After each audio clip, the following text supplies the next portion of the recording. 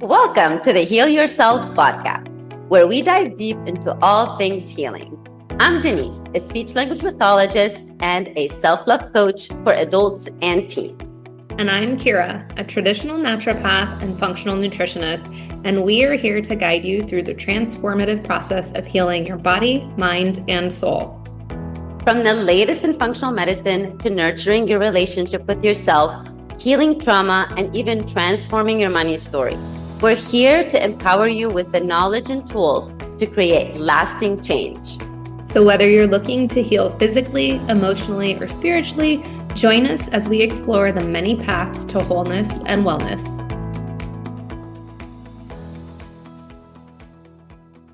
Hello, everyone. Welcome to another episode of Heal Yourself podcast. It is Kira today, and I am joined by special guest Michelle Manley.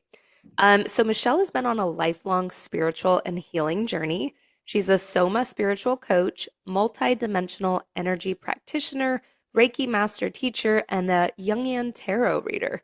She helps guide her diverse clientele to find their unique equilibrium in their daily life, as well as their spiritual life. So Michelle, we love having guests. Thank you for being here. Oh, thank you. I'm really happy to be here. So tell us a bit about your story. What led you to this place where you're at right now? Well, I was really lucky. I had a really amazing family growing up. Really loving parents. I lived with my parents and grandparents in a multi-generational house, and it was idyllic in so many ways. And then my father died very unexpectedly, pretty much right in front of me when I was 14. He was only 42. That was a big trauma. Still, when I look back in my life, I'd still say that's one of my core wounds. Everything changed in a blink of an eye. A few years later, I started getting diagnosed with health issues, fibromyalgia, chronic fatigue syndrome. In retrospect, I can see that I was holding that trauma in my body. Mm-hmm. But at the time, that was just another thing I had to navigate. I then lost my grandparents in short succession. I was very close to both of them, and I was the one that found my grandfather. So then another trauma. It was pretty intense. I then ended up in a fundamentalist Christian cult for about 6 years. That took a while to unravel. I can look back and I see now why it offered me the solace it did at the time. Somebody came in and were like, we know exactly what's going to happen after you die. And if you do this, this, and this, you're going to be reunited. Well, of course I'm going to be. Yep. Respond to that.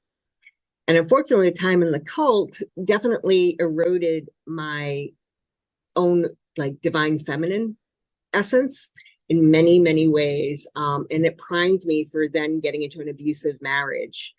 And I was there for 12 years, really stuck, sick, going through health issues. I was very overweight at the time. I was just not in a good place. And I was being abused. It wasn't always physical abuse, but there was always a threat of it. And it was a lot of psychological and financial abuse.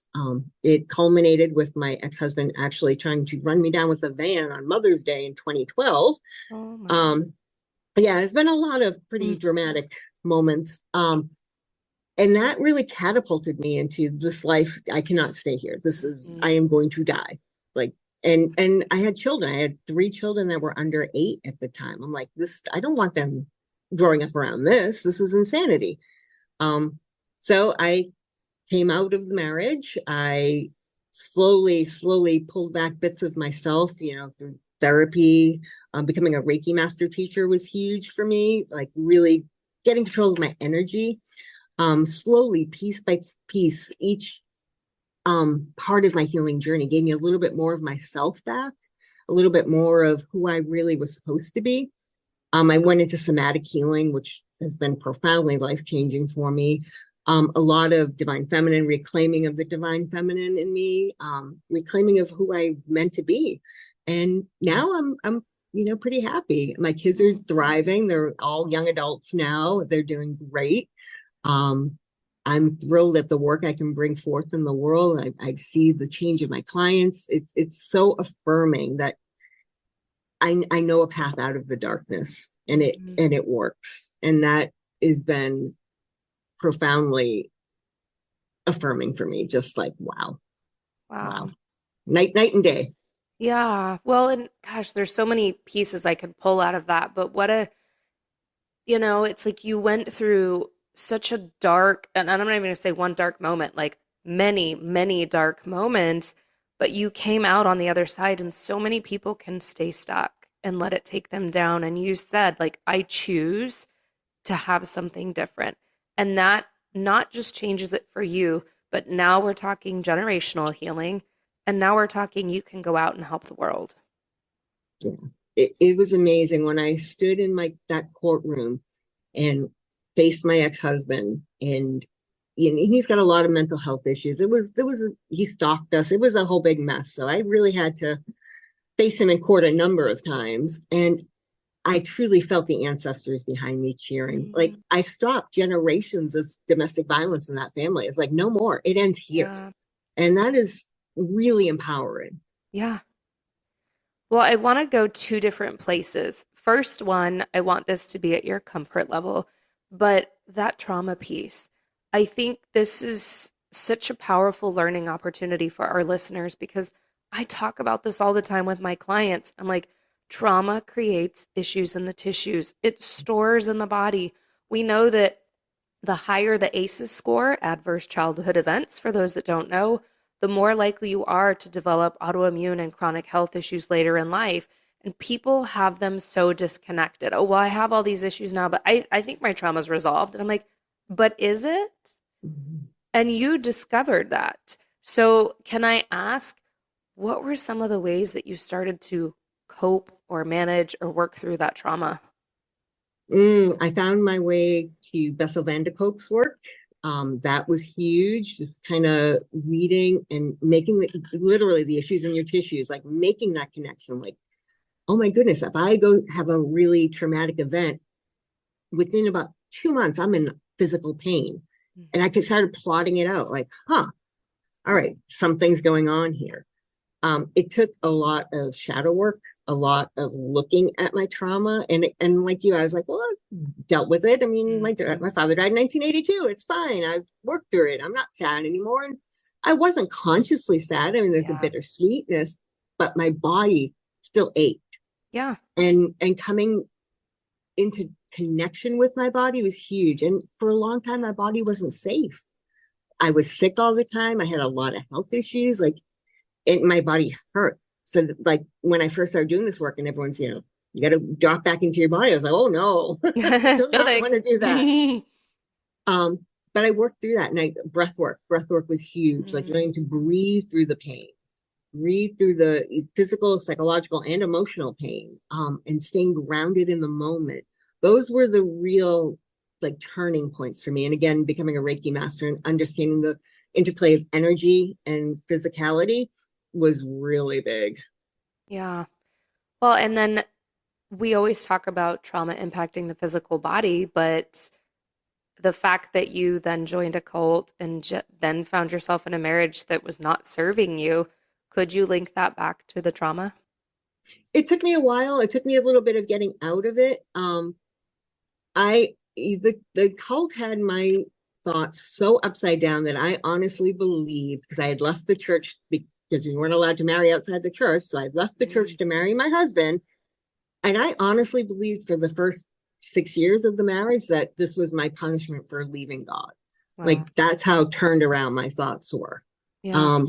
So it took me a while of getting away from it to really to plot it out and see, oh, okay, yeah. I think I knew viscerally that it was related to my trauma, but it definitely took me taking a step back and getting that 1,000-foot view. Yeah. Yeah. It's not a simple connection usually. No. Let's talk a little bit about the cult. How did you, because this for many, they don't get out or it's decades. How did you even realize like, oh my gosh, I'm in a cult and I need to get out? It was tough. The church is still going on. They have gotten away from a lot of their culty behaviors. They're no longer saying they're the only church, and they've grown. Giving them credit where credit is due. But when I realized that how much they frowned upon us having relationships with the lost. Anyone that wasn't a member of the church. They were really like, you weren't encouraged to spend too much time unless you were trying to save them. Then that was okay. So that was definitely a big red flag for me. And like I said, it took me a few years. I had roommates in the church. We were very insulated. So it just was a way of life. And I truly believed it was a way of life that honored God and honored people. And, it wasn't until I was out, there were definitely always things the entire time I was in the church, I was told I was rebellious. Which now I wear as a badge of honor, because you're right, I did not believe a lot of the things they believed. I would dig my heels in at the homophobia and the political ramblings. I'm like, no, I don't agree. No. But again, taking that step back, it was probably midway into my marriage that I was really able to kind of look at it and be like, yeah, that wasn't serving me, and that was not serving my higher good at all. And it certainly wasn't serving source energy, whatever form that may take. Yeah. For those listening that, I don't want to say are in a cult, but there's a lot out there that is cult-like, and we don't recognize it. We definitely don't recognize it in the moment. So do you have any other clues or anything for people to look for? If that's something they're dealing with, or they have a loved one who's like, ooh. Look at the messages you're getting. Are they celebrating you and your individuality and your personal gifts and your personal strengths? Or are they trying to make you conform to a certain way of being that doesn't feel right? Are they squishing you into a box of like, this is right, that is wrong? Are they promising things that nobody can deliver? Like, we know what's going to happen when you die. Those sort of things that sound wonderful, but then when you look at them, you're like, this no, you're selling me just puff and air. Like, this makes no sense. And being really, how do you feel afterwards? Do you feel like you're failing, like you're not living up to their expectations, or do you feel honored and affirmed? Do you feel celebrated for your individuality? Those are big red flags for me. Yeah. Oof, this is going to trigger some. But do you feel like a lot of churches are cult-like? Absolutely. I Yeah. absolutely 100% do. I think some of them are very much about a preconceived idea of what it means to follow whatever deity they're following. And they hammer people into that form rather than really helping people develop their own interaction with whatever deity it is, with whatever energy they're working with. Rather than celebrating individuality, they seek conformity. And that right there is just not healthy. Yeah. I have a lot I could say about that. And Denise and I are talking about doing an episode on religious trauma. And mind you, Denise and I grew up Catholic, and I'm not going to say it's bad or something is good, but there are definitely aspects that we have discussed privately ourselves of like, gosh, this really didn't serve us because, yeah, I mean, for decades, I just heard I was doing things wrong. And, I was conscious, like always looking over my shoulder of, oh my gosh, like I feel like someone's watching me. Am I doing this bad? Am I going to hell? Like literally just, yeah.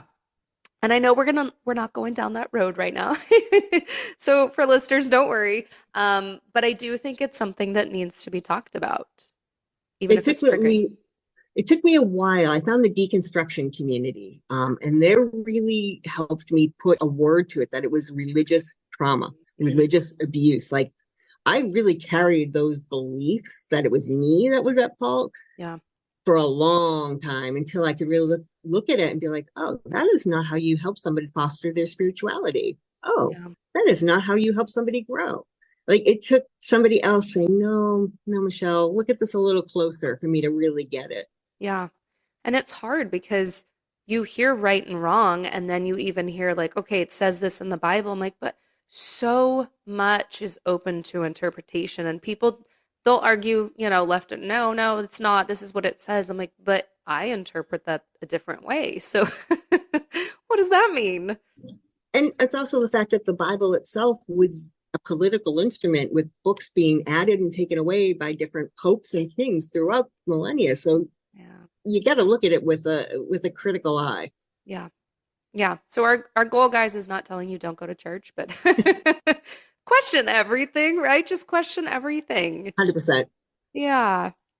Well, okay. So you're out of the dark place. You're in this wonderful place. How do you help your clients?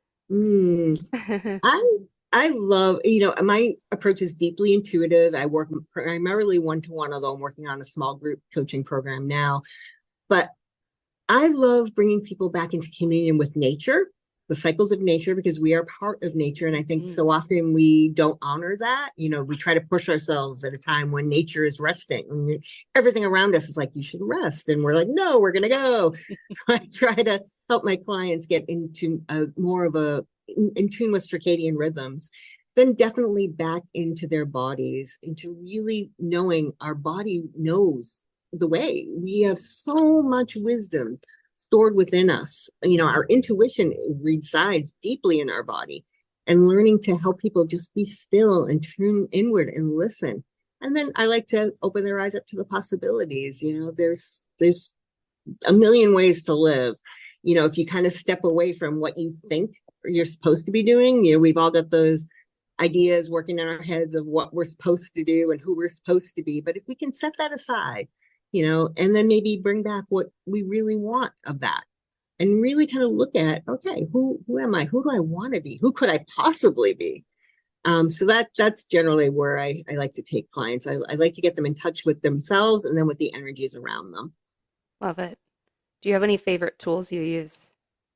Oh my goodness. The Jungian tarot for sure. Because my tarot readings are not divinatory. They are about what is these imagery digged up in your subconscious. Let's talk about that. That's where the magic lies. So that's definitely one of my tools. The energy healing, definitely a big piece of it, but definitely somatic embodiment. I love, like I said, bringing people back in their body, like really channeling in that energy and then expressing it in their bodies. It's beautiful. And it's the profound transformations that can happen when you come into communion with your body never cease to amaze me. And that's a huge aspect of physical healing that I feel like is ignored. Yeah. We talk about this on so many different episodes. I know I'm going to sound like a broken record, but so many times people are coming to me, hey, can you fix me? I want you to heal me. Give me this supplement. Give me this protocol. And it's like, no, that's not how it works. Absolutely. And funny, I just wrote a big Facebook post about this because as a Reiki master teacher, a lot of people think I'm a healer. Like, oh, you're healing people. I'm like, no, I facilitate. Yep. I set it up. I might direct the energy, to some degree, but they are who are healing themselves. It's their energy that is rising up for healing. It is very little to do with me other than being the conduit. Yep. And it's so important for people to come into knowledge of that, because in that is the empowerment. Like, oh, I can heal myself. Yeah. Like I have it within me to be better. Yep. And that's magic. And that is far more empowering, other than or rather than, oh gosh, this protocol didn't work. You must have given me the wrong protocol. I need a new one. And then I have worked with clients where it's one protocol after the next, especially when I was first starting out. And I'm thinking, what am I doing wrong, without realizing it's their energy.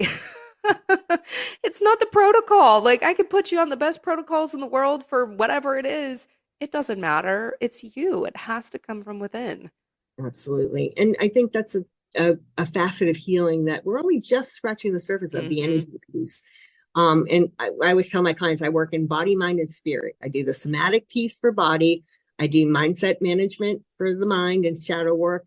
And then I do the energy piece for spirit. And I think we do the first two pretty well, but the third one, people don't really pay attention to. And a lot, I mean, if you're holding wounding in your body, where is it in your energy? It's, you're carrying it around. So working in that realm can really be incredibly liberating for people. Yeah. We have a lot of energy, a lot of power. It's just, we don't know how to direct it. We don't know how to use it. 100%. We're like little kids walking around with swords. Like, good luck.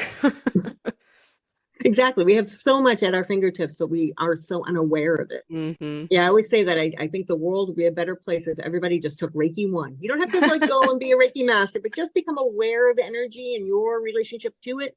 The world would be a much, much more smoothly running place.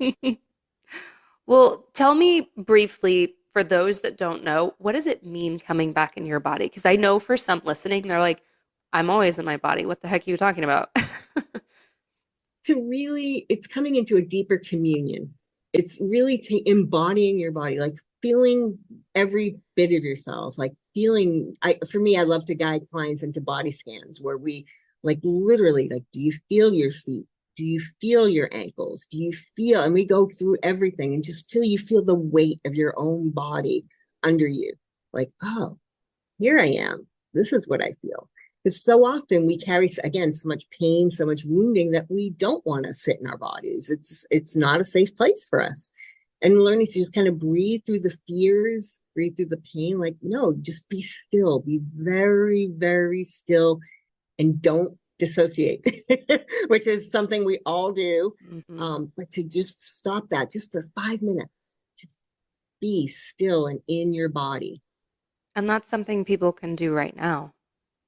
It's incredibly simple, but incredibly challenging at the same time. Agreed. A little of both. Yeah. Any other tools or strategies for people that are like, okay, I just want to get started on my healing journey, whether it's getting back in my body or recognizing what my energy is or working through trauma? Do you have like one or two things that you could tell them to do right now? Absolutely. I am a huge fan of grounding and releasing. And grounding to me is like you center yourself. The technique that I usually teach my clients, because it's very simple, is imagining a cord going down from one foot into the heart of the earth, like really visualizing it. And then another cord coming up from the heart of the earth and down. And usually I have the down cord my right leg and the left cord my up leg. It's just how I work. And I visualize and feel like this, really get in my body and feel the energy of the day kind of releasing down that right side of my body. Like I think of any interactions I had that were unpleasant, things that I'm still carrying, a little tension from work, just imagining that, doing what I can to like really feel that releasing. Then at the same time, I think of the molten core of earth and all that power and energy. And I visualize that coming up through my left foot and really coming up, and I try to really feel it coming all the way up, feeling it, past my knees, past my hips, filling me with a warmth. And then I try to do a circuit of releasing and pulling up, releasing and pulling up. And this sounds complicated, but it can literally be done in a matter of moments. And I do it throughout the day. And that's one of the first things I teach my clients, because getting just like, here I am, I'm letting go of this, I'm pulling up this. All right. Where are we going from here? It gives you just a moment to clear your head. Yeah, I love it. And it's such a simple thing to do. But again, not things that we do. It's like, well, we wake up and scroll our phone and we get started with our day. And not serving us. No, but it's so easy. I know. So easy. Yeah. Well, is there anything else that I didn't ask you that I should have asked you or that you need to get out? I would say the one thing is, if you're, for me in the marriage, at any point, at any time, you can put a pause on the play button and say, this is no longer serving me. And I have a great saying that I've heard that I really love. It's like, don't continue a mistake just because you've put a lot of years into it. It's like at any point you can step out of the timeline you're in and create a different one. And you really can do it. There are supports, there are people, there are energies that will help you get out of it, and to really, be brave enough to take a look. Is my life serving me? Is my life making me happy in my soul? Am I being everything I can be? Yeah. And guys, we released an episode. I don't know when this one's dropping, but we actually released an episode yesterday on narcissistic abuse and relationships. So go listen to that if you're struggling with your relationships. Yeah, my husband was actually diagnosed as a narcissist. So that was another whole avenue of healing. Yeah, it is. It is. Well, thank you so much for being here. Obviously, everything's going to be in the show notes, but what's the best way for people to find you on social? I'm Michelle Manley on Facebook. I am Mystic Healing Alchemy, Michelle Manley, Mystic Healing Alchemy on Instagram, and LinkedIn. I'm Michelle M. Manley. I believe there's an M there. My website is michellemmanley.com/home. And there's a freebie there too of 5 simple rituals to get connected to your energy, kind of similar to what I just showed you, just very simple things you could do throughout the day to just kind of put a pause and get connected to your energy. Love it. Well, thank you. Thank you so much. Thank you. This was wonderful. All right, guys, we will see you on the next episode.